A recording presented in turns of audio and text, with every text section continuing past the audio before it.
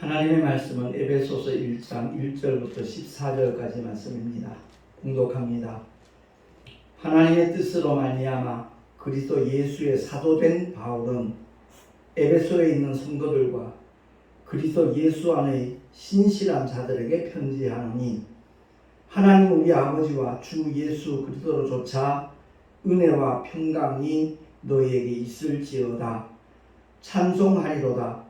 하나님 곧 우리 주 예수 그리스도의 아버지께서 그리스도 안에서 하늘에 속한 모든 신령한 복으로 우리에게 복 주시되, 곧 창세전에 그리스도 안에서 우리를 택하사 우리로 사랑 안에서 그 앞에 거룩하고 흠이 없게 하시려고 그 기쁘신 뜻대로 우리를 예정하사 예수 그리스도로 말미암아 자기의 아들들이 되게 하셨으니, 이는 그의 사랑하시는 자 안에서 우리에게 거저주시는 바 그의 은혜의 영광을 찬미하게 하려는 것이라. 우리가 그리스도 안에서 그의 은혜의 풍성함을 따라 그의 피로 말미암아 구속 곧 죄사함을 받았으니, 이는 그가 모든 지혜와 총명으로 우리에게 넘치게 하사 그 뜻의 비밀을 우리에게 알리셨으니, 곧 그 기쁘심을 따라 그리스도 안에서 때가 찬 경륜을 위하여 예정하신 것이니, 하늘에 있는 것이나 땅에 있는 것이나 그리스도 안에서 통일되게 하려 하심이라. 모든 일을 그 마음의 원대로 역사하시던 자의 뜻을 따라 우리가 예정을 입어 그 안에서 기업이 되었으니, 이는 그리스도 안에서 전부터 바라던 우리로 그의 영광의 찬송이 되게 하려 하심이라. 그 안에서 너희도 진리의 말씀 곧 너희의 구원의 복음을 듣고 그 안에서 또한 믿어 약속의 성령으로 인치심을 받았으니, 이는 우리의 기업의 보증이 되사 그 얻으신 것을 구속하시고 그의 영광을 찬미하게 하려 하심이라. 아멘. 기도하겠습니다. 하나님 아버지 감사합니다. 오늘 이렇게 10월 첫 번째 주일을 맞이하여 주 앞에 나와 예배로 영광 돌리게 하시니 감사합니다.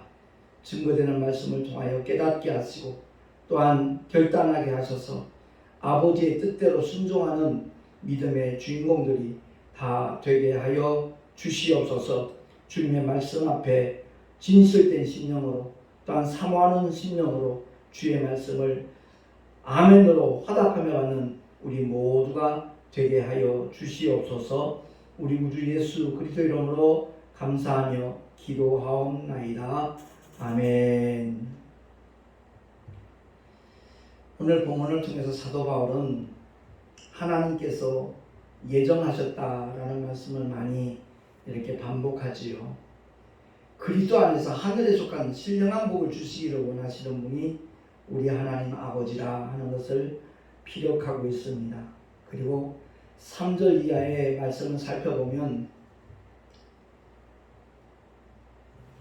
4절에 보니까 창세전에 그리스도 안에서, 그리고 6절에 보니까 그의 사랑하시는 자 안에서, 그 7절에 우리가 그리스도 안에서, 반복해서 9절에도 그 기쁘심을 따라 그리스도 안에서 때가 찬 경륜을 위하여 예정하신 것이다 라고 사도 바울은 말씀하고 있습니다. 11절에도 보면 우리가 예정을 입어 그 안에서 기업이 되었으니, 12절에도 이는 그리스도 안에서 전부터 바라던 우리로 그의 영광의 찬송이 되게 하려 하심이라. 13절에도 그 안에서, 반복해서 안에서라고 사도 바울은 말씀을 전하고 있지요. 제가 군생활하면서 처음 은혜받은 말씀이 고린도후서 5장 17절입니다.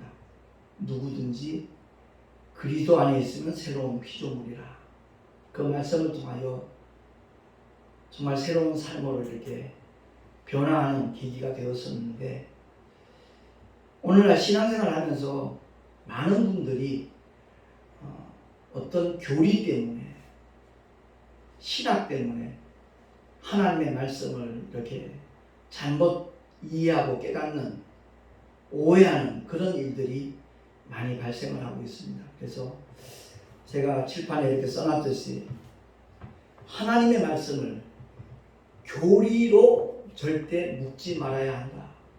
교리 안에 가두면 결코 되지 않는다 하는 것이 오늘 메시지의 가장 중요한 키포인트라고 말씀을 할 수가 있습니다. 하나님께서 우리에게 생명의 말씀, 영생의 말씀과 성령을 주셨지 우리에게 교리나 신학을 주신 것이 아닙니다.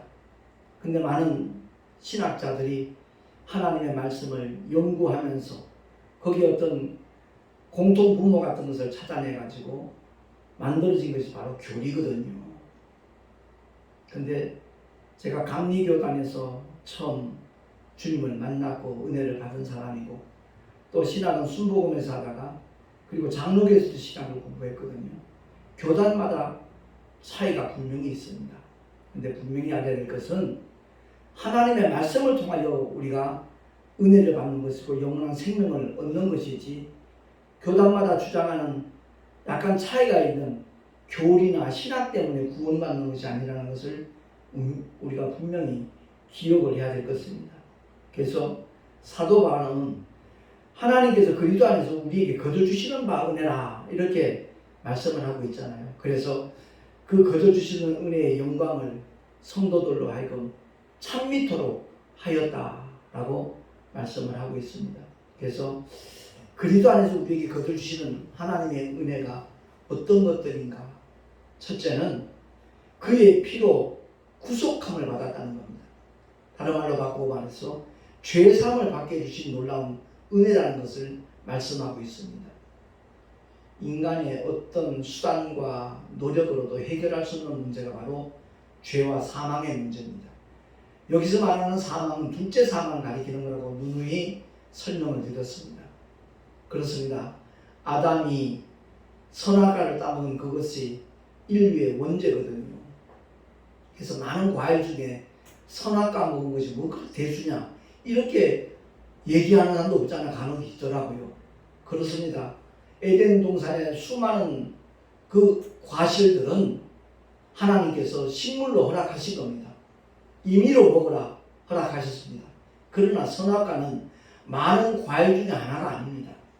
최초로 영적인 존재가 된 아담에게 하나님께서는 계명으로 주신 겁니다. 그러니까 선악과를 먹는 날에는 정령 죽으리라는 이 말씀은 영원히 꺼지지 않는 불못으로 던지우는 죄인이 된다는 그런 의미라는 것을 우리가 이해를 할 때 성경은 아마 제대로 풀어질 겁니다. 그렇습니다. 선악과는 다른 말로 표현한다면 마귀를 잡기 위한 하나의 덫입니다. 저 영계에서 일어난 일련의 일들이 있습니다. 뭐 성경에 나타나 있는 천사장들이 있지요. 가브리엘도 있고 미가엘도 있고, 루시퍼도 원래 천사장이었고 루시엘이었습니다. 근데 루시엘이 하나님의 이름에 비기려고 도전했다가 결국 이 음부로 쫓겨났거든요. 이 우주 안으로 쫓겨난 겁니다. 근데 하나님께서는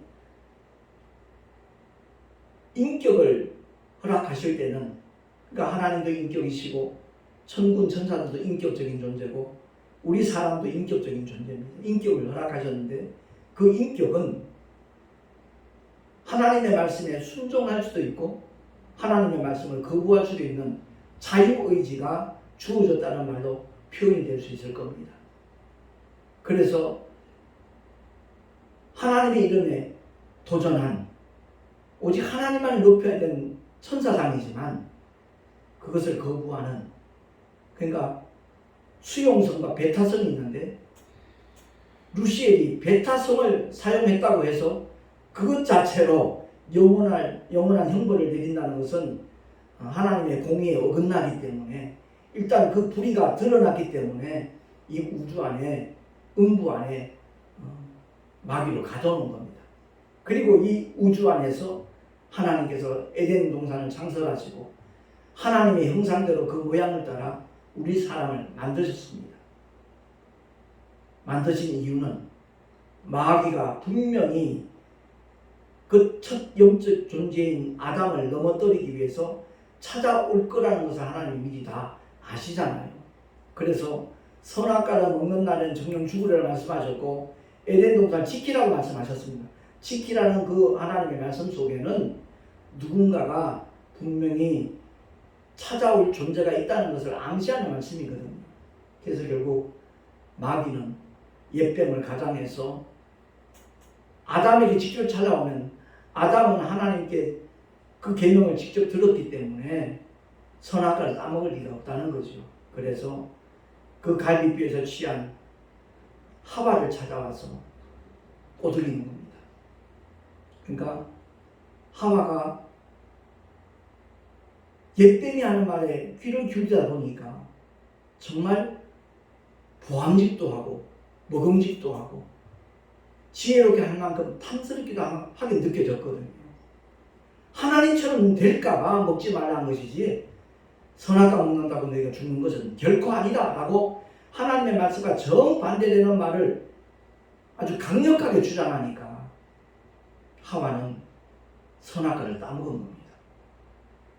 하나님처럼 되려고 하나님의 이름을 가져보려고 결국 하나님이 말씀하신 대로 그 영은 영원한 죄를 소유하게 된 거죠.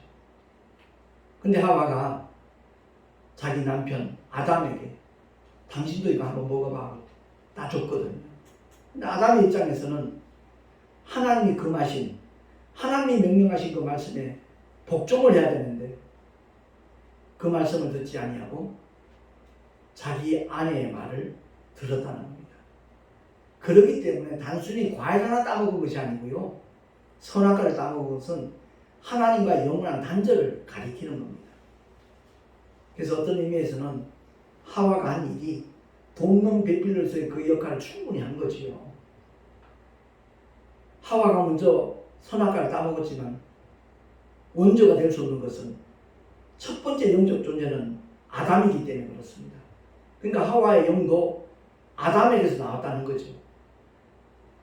하나님께는 영이 유효하실지라도 오직 하나만 짓지 않으셨느냐 말라기에서 나온 말씀의 의미가 바로 그겁니다.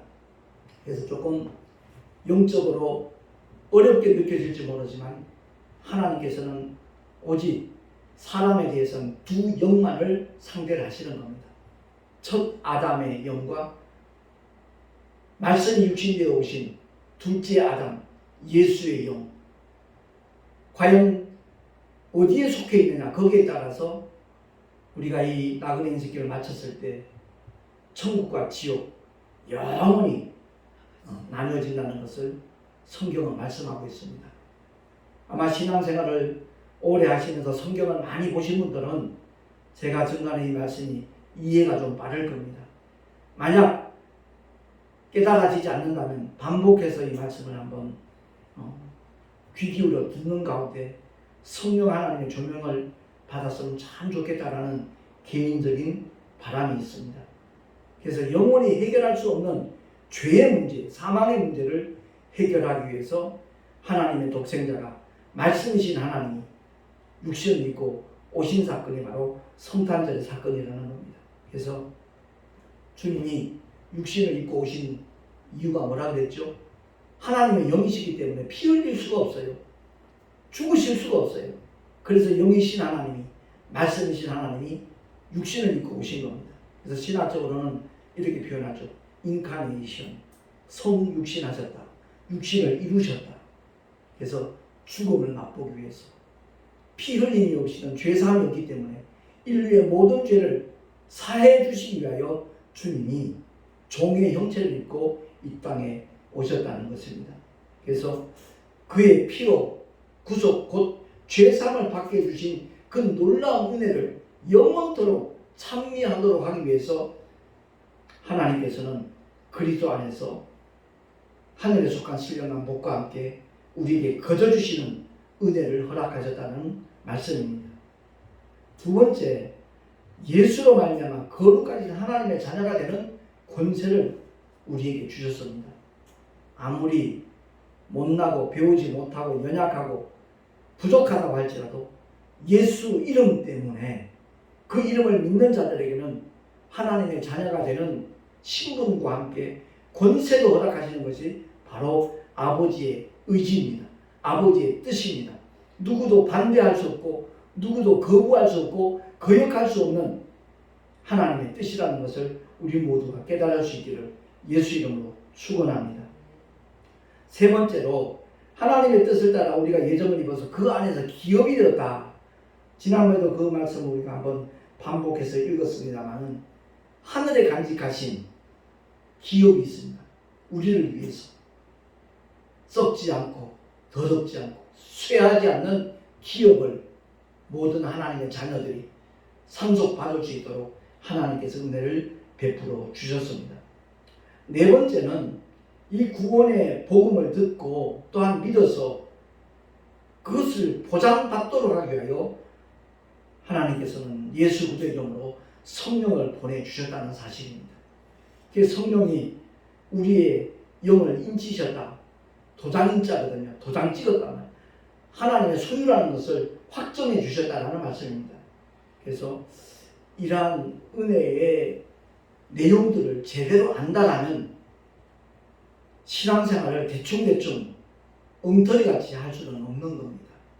오늘날 많은 사람들이 참 난 구원의 확신을 가지고 있다 주장하는 분들이 있는데 그들의 삶의 자리를 보면 과연 저분이 구원받은 사람인가 하는 의구심이 드는 그런 일들이 많이 생겨나고 있지요. 그래서 하나님께서 우리에게 주신 것은 영생의 말씀이고 또한 성령을 보내주셨지 어떤 신학이나 교리가 아니라는 것을 우리가 명심을 하고 하나님의 말씀에 올바로 반응할 수 있는 하나님의 사람들이 될 수 있기를 예수 이름으로 축원합니다. 오늘날 한국교회 부흥이 멈춘 정도가 아니라 마이너스 성장이라고 다들 말하고 있지 않습니까? 퇴보하고 있는 이유가 무엇인가? 바로 주님의 놀라운 은혜를 교리나 이론으로 머물러 있는 사람들, 그들로 인해서 나타나는 부작용임을 우리가 깨달아야 될 것입니다. 그러니까 하나님의 그 크신 은혜와 능력을 어떤 교리나 이론으로 알고 있는 자들에게는 그 은혜가 무용지물이 될 수밖에 없다는 말씀입니다. 그들에게는 어떤 변화와 능력도 경험할 수 없습니다. 왜? 종교인과 다를 바가 없기 때문에 그렇습니다.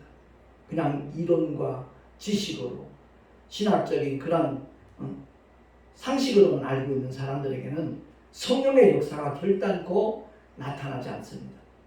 지금 많은 영혼들을 미혹하고 있는 이단들이 있잖아요. 뭐 신천지나 하나님의 교회나 거기는 결단코 성령 하나님의 조명이 없습니다. 성령의 하나님의 어떤 역사도 그들에게는 나타나지 않습니다. 분명히 우리가 알아야 될 것은 하나님의 말씀과 기도는 그야말로 성령의 역사하심으로 말미암아 온전히 증거가 되고 경험이 되어진다는 말씀입니다. 우리 교회 주보에 그런 시간이 있는데 말씀과 기도라고 써놨거든요. 오후 예배나 다른 이제 수요 예배 같은 데는 그렇게 이제 기록을 해놨는데 하나님의 말씀과 또한 그 말씀을 붙잡고 기도하는 자에게는 반드시 변화와 회복이 나타난다는 겁니다. 문제 속에 있던 자들에게는 그 문제가 해결되는 역사가 일어날 것이고 정말 믿음이 식어진 사람에게는 그 믿음이 또한 성령의 은사가 회복되는 역사가 반드시 뒤따르기 마련이라는 말씀입니다. 그래서 진정한 믿음의 사람들은 하나님의 말씀에 대하여 아주 철두철미하게 반응하게 되거든요. 기쁨과 평안, 감사와 감격, 이것은 하나님의 말씀의 참된 의미를 깨달을 때 느끼게 되고 경험할 수 있는 하나님의 역사입니다. 마태복음 11장 11절에 보면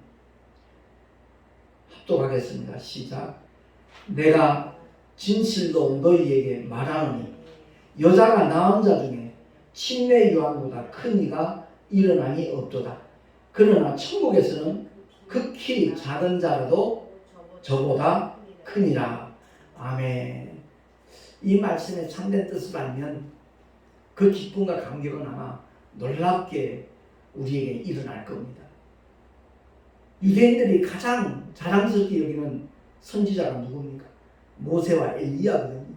모세는 시내산에서 하나님의 율법을 받아서 이스라엘 백성들에게 공포한 사람이고, 엘리야는 갈멜산상에서 역사했듯이 놀라운 하나님의 능력을 나타낸 대표적인 선지자입니다.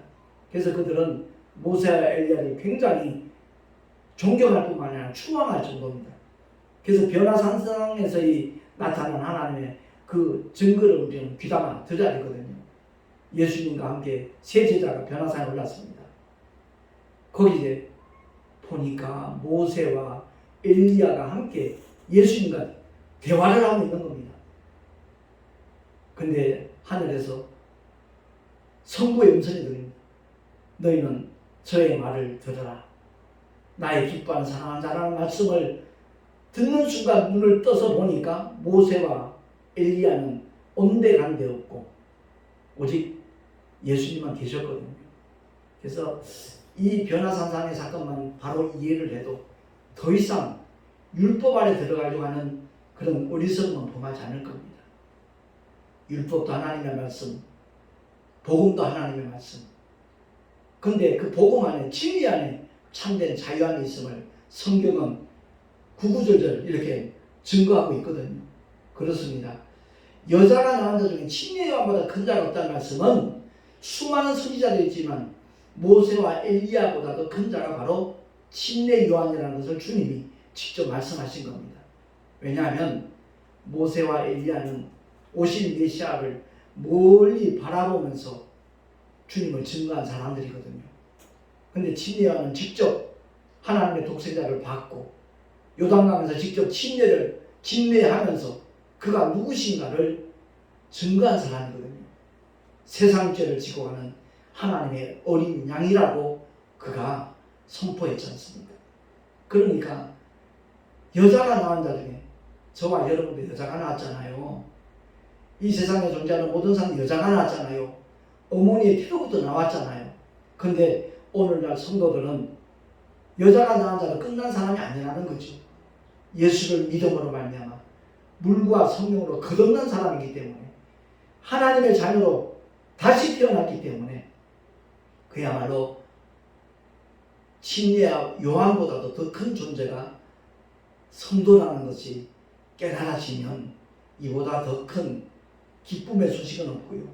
이보다 더한 감사와 감격의 역사는 경험되지 못할 것입니다. 그렇습니다.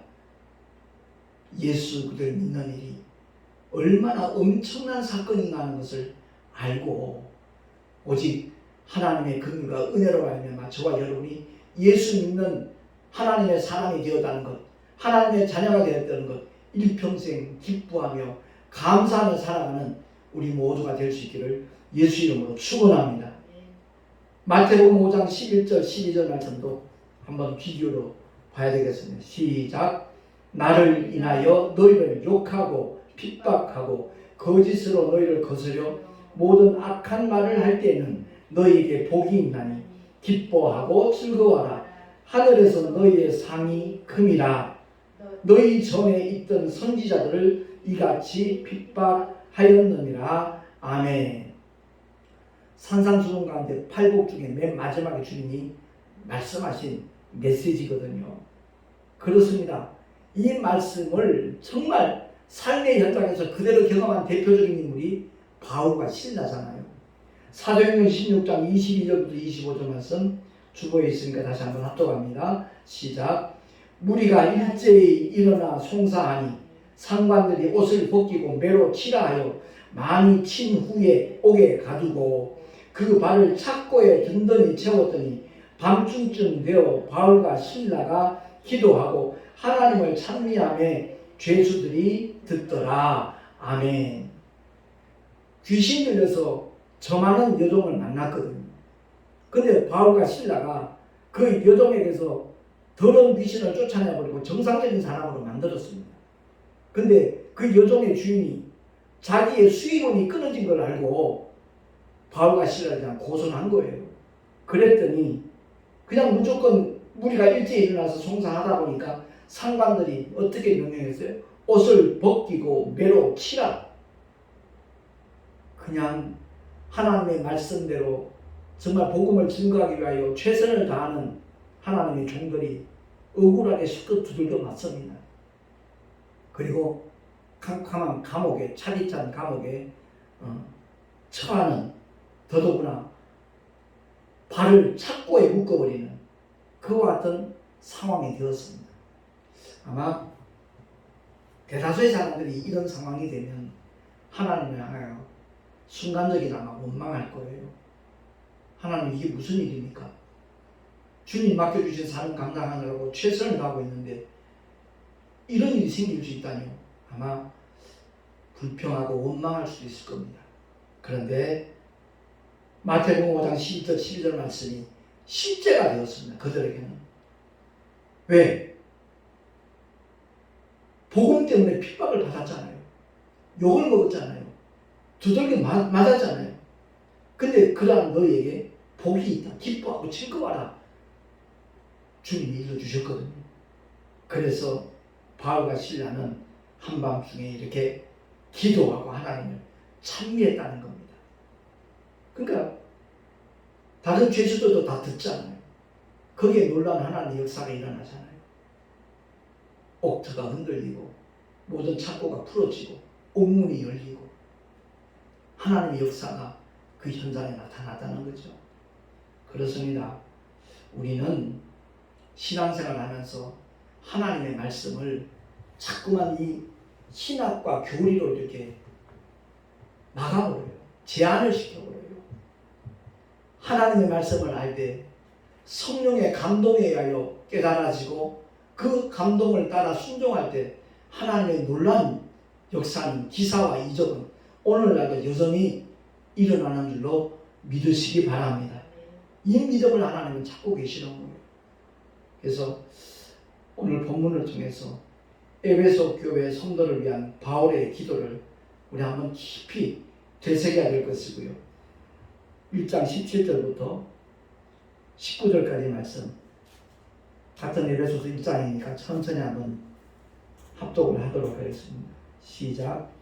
우리 주 예수 그리스도의 하나님, 영광의 아버지께서 지혜와 계시의 정신을 너희에게 주사 하나님을 알게 하시고 너희 마음 눈을 밝히사 그의 부르심의 소망이 무엇이며 성도 안에서 그 기업의 영광의 풍성이 무엇이며 그의 힘의 강력으로 역사하심을 따라 믿는 우리에게 베푸신 능력의 지극히 크심이 어떤 것을 너희로 알게 하시기를 구하노라. 아멘. 그러니까 사도 바울이 에베소 교회 성도들을 위하여 기도하는 내용들이 바로 이렇게 성절에 나타나고 있잖아요. 하나님을 어떻게 알게 되느냐? 예수 그리스도의 하나님 영광의 아버지께서 무엇을 줄 때? 지혜와 계시의 정신을 너에게 주사. 다른 말로 바꿔 말하면 성령이 임하셔야만 된다는 거죠. 모든 성경은 하나님의 감동으로 됐다고 그러잖아요. 그러니까 성령의 감동이 없이는, 성령의 조명이 없이는 전혀 엉뚱한 해석들을 하는 경우가 일어난다는 사실입니다. 그리고 너희 마음 눈을 밝히사. 영안이 열려져야 되고요. 우리의 심령이 정말 주님의 보혈로 깨끗해져야만 우리 주님의 부르심의 소망이 무엇인가를 알 수 있다는 겁니다. 그리고 성도 안에서 그 기업의 영광의 통성이 무엇인가. 제가 택시 전도를 하면서 몸이 힘들고 어렵지만 얼마든지 그것을 감당하며 이길 수 있는 것은 하늘의 소망 때문에 그렇습니다. 주님 앞에 섰을 때 많은 사람을 옳은 대로 돌아오게 한 자, 정말 영원토록 빛날 것이라는 주님의 말씀. 그 말씀을 떠올리면 모든 피곤이 사라지고요. 그 심령 속에는 주님이 주시는 기쁨과 감격으로 희열로 가득 차게 되는 겁니다. 그리고 꼭 우리가 알아야 될 것은 내게 능력 주시는 자 안에서 내가 모든 것을 할 수 있다는 그 바울의 고백, 빌립보서 4장 13절 그 말씀이 우리 모두에게 적용이 될 수 있다는 것을 우리가 알고 정말 성령을 쫓아 행할 수 있는 하나님의 사람으로 살아갈 수 있기를 예수의 이름으로 축원합니다. 그래서 우리 모두도 다 많은 기도들이 있겠지만 바울이 에베소 교회 성도들 위하여 기도한 것처럼 이 기도가 우리의 삶 속에 이렇게 젖어들면 참 좋겠다라는 개인적인 바람이 있습니다. 아무쪼록 여기에 네 번째 줄에 나와 있듯이 진리의 영인 성령으로 하나님의 말씀을 아는 자가 가장 복 있는 사람이라는 것을 알고 어떤 교리 때문에 하나님의 역사를 제한하지 말고 대표적인 성경 구절이잖아요. 요한복음 3장 16절 하나님이 세상을 이처럼 사랑하사 누구든지 예수를 믿기만 하면 멸망치 않고 영생을 얻는 것이 하나님의 뜻이라고 분명히 말씀하고 있잖아요. 그리고 맨 나중에 요한복음 6장 40절 써놨습니다만 다시 한번 확인을 하겠습니다. 제가 봉독을 하겠습니다. 하나님의 뜻이 무엇인가? 6장 40절 말씀입니다. 내 아버지의 뜻은 아들을 보고 믿는 자마다 영생을 얻는 이것이니 마지막 날에 내가 이를 다시 살리리라 하시니라. 아멘. 우리의 구주 예수께서 친히 하신 말씀입니다. 독생자가 일러주신 말씀입니다. 내 아버지의 뜻은 아들을 보고 독생자를 보고 믿는 사람마다 영생을 얻는 것이다. 그것이 바로 아버지의 뜻이고 마지막 날에 내가 이를 다시 살리리라. 주님의 의지를 다시 한번 표명하고 있는 겁니다. 아무쪼록 신학과 교리는 하나님의 말씀을 이렇게 수종드는 역할로 머물러야지 하나님의 말씀 위에 성경 위에 군림하게 된다면 그것은 큰 불행한 일이 되고 만다는 것 명심하라고 우리 모두가 다 하나님의 말씀으로 무장하고 그 말씀을 쫓아 순종할 수 있는 하나님의 사람들로 살아갈 수 있기를 예수의 이름으로 축원합니다. 기도하겠습니다. 하나님 아버지 감사합니다. 교회 안에는 들어왔는데 그리스도 안에 들어오지 못한 사람들이 너무나 많이 있습니다. 오늘 말씀을 정말 되새김질해서라도 다시 한번 주의 뜻이 무엇인가를 알고 그리스도 안에 들어오는 하나님의 사람들이 다 되게 하여 주시옵소서. 오직 성령을 쫓아 행할 수 있는 주님의 일꾼들 되기를 소망하고 우리 구주 예수 그리스도 이름으로 감사하며 기도하옵나이다. 아멘. 교회 소식 주보를 참고하시기 바랍니다. 제가 정기총회에서 총회장으로 선출될 때 그런 고백을 했습니다. 총회 임원으로 들어간 지 이제 3년 됐는데 임원이 되면서부터 정말 우리 교단을 위해서 총회를 위해서 기도하고 있습니다라는 고백을 했는데요. 그 기도가 결코 헛되지 않다는 것을 하나님이 보여주신 것은 정기총회 때마다 모든 교단들이 겪는 일들이지만 법이요라든지 이렇게 다툼이나 분쟁들이 참 부작용들이 많이 일어나고 있는 것이 우리의 현실이거든요. 그런데 이번 정기총회는 공천부에서 추천하고 발표한 임원 8명이 그대로 투표하지 아니하고 그야말로 거수로 통과가 되었다는 것, 저는 결코 우연이라고 보지 않습니다. 정말 우리의 기도는 결코 헛되지 않다는 것을 기억을 하고 어떤 문제가 있든지 정말 아버지의 말씀 속에서 해답을 찾고 기도함으로 쟁취할 수 있는 하나님의 사람들이 될 수 있기를 바랍니다. 그리고 10월 10일 날 다음 주 대체 공휴일 때인데 11시에 이번에 선출된 총회 임원회가 우리 교회에서 있습니다. 위에서 기도해 주시기 바랍니다. 왜냐하면 한 해 동안 펼쳐질 그 총회 모든 일들을 계획하고 의논하는 그런 시간이니까 하나님의 은혜 가운데 잘 진행이 될 수 있도록 기도를 부탁드립니다. 드린 예물 위에 잠시 봉헌 기도하고 축도로 예배를 마치겠습니다. 하나님 아버지 은혜를 감사합니다. 주님을 예배하면서 구별하고 성별해 드린 11조와 헌물 기쁘시게 흠양하여 주시고 아버지의 거룩하신 뜻이 이루어지는 일에 요긴하게 사용되게 하여 주시옵소서. 드린 손길들마다 하늘의 신령한 복으로 채워주시고 땅의 기름진 복까지 풍성히 허락하여 주시옵소서. 우리 구주 예수 그리스도의 이름으로 감사하며 축복하며 기도하옵나이다. 아멘. 이제는 우리 구주 예수 그리스도의 크신 은혜와 하나님 아버지의 영원하신 사랑하심과 보혜사 성령 하나님의 내주교통 인도하시며 축복하시니 오늘 주의 말씀을 듣고 그대로 정말 순종하며 성령을 쫓아 행하기를 결단한 하나님의 사람들의 머리 위에 그 가정과 생업과 자녀들 위에 또한 주께서 피로 값으로 세우신 주님의 모든 교회들 위해 지금으로부터 영원토록 함께 있을지어다. 아멘.